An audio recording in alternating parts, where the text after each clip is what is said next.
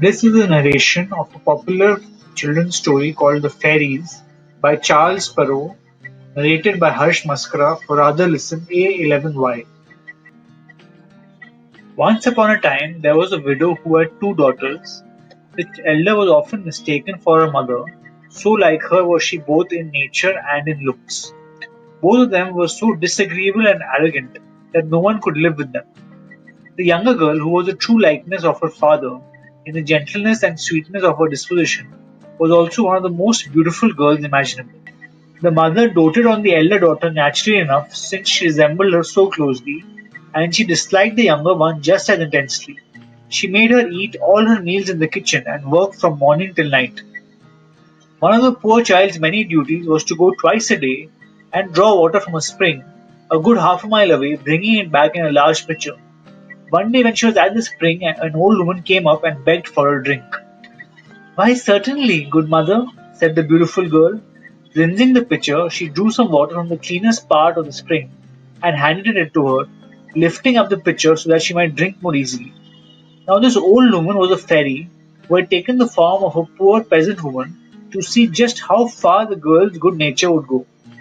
"You are so beautiful," she said when she had finished drinking, "and so polite, that I am determined to bestow a gift upon you. I grant you," the fairy continued, "that with every word you speak, a flower or a precious stone shall fall from my mouth." When the beautiful girl arrived at home, her mother scolded her for staying so long at the spring.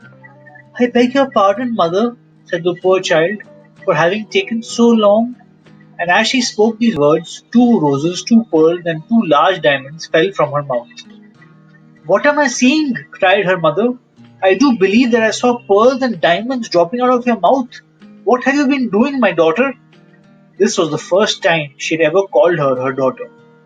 The poor child related what had happened, scattering countless diamonds as she spoke. "Indeed," cried her mother, "I must send my own daughter there. Come here, Fanchon. Look what comes out of your sister's mouth whenever she speaks. Wouldn't you like to be able to do the same thing? All you have to do is go and draw some water from the spring, and when a poor woman asks you for a drink, give it to her very nicely." "You want to see me going to the spring?" replied the ill-mannered girl. "I am telling you that you have to go," replied the mother, "and this very instant."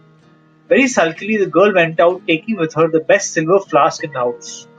No sooner had she reached the spring than she saw a magnificently dressed lady who came out of the woods towards her and asked for a drink.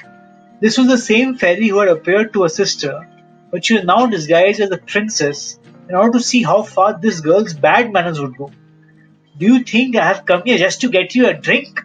she said, the rude girl arrogantly. "Do you think I bought a silver flask here just to give madam a drink? Yes, that's just what I think. Have a drink if you must." "You are not very polite," replied the fairy, showing no anger. "Very well, in return for your lack of courtesy, I grant that for every word you speak, a snake or a toad shall drop out of your mouth." As soon as the mother saw her returning, she cried out, "Well, daughter?" "Well, mother," replied the rude girl. As she spoke, two vipers and two toads fell from her mouth. "Heavens!" cried the mother. "What do I see? Her sister is the cause of this. She will pay for it." Off she ran to beat her, but the poor child ran off and escaped into the woods nearby. The king's son met her on his way home from hunting, and noticing how beautiful she was, he asked her what she was doing there all alone and why she was crying.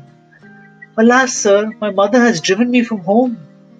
As she spoke, the king's son saw 5 or 6 pearls and as many diamonds fall from her mouth. He begged her to tell him how this came about, and she told him the whole story.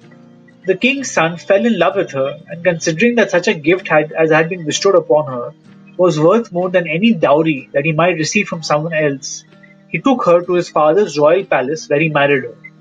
As for her sister, she made herself so hateful that her own mother drove her out of the house. No one would take in the miserable girl, so at last she went into a corner of the woods and died. Moral of the story: diamonds and gold coins may work some wonders in their way, but a gentle word is worth more than all the gems on earth. Another moral: though when otherwise inclined, it's a trouble to be kind. Often it'll bring you good when you least believed it could.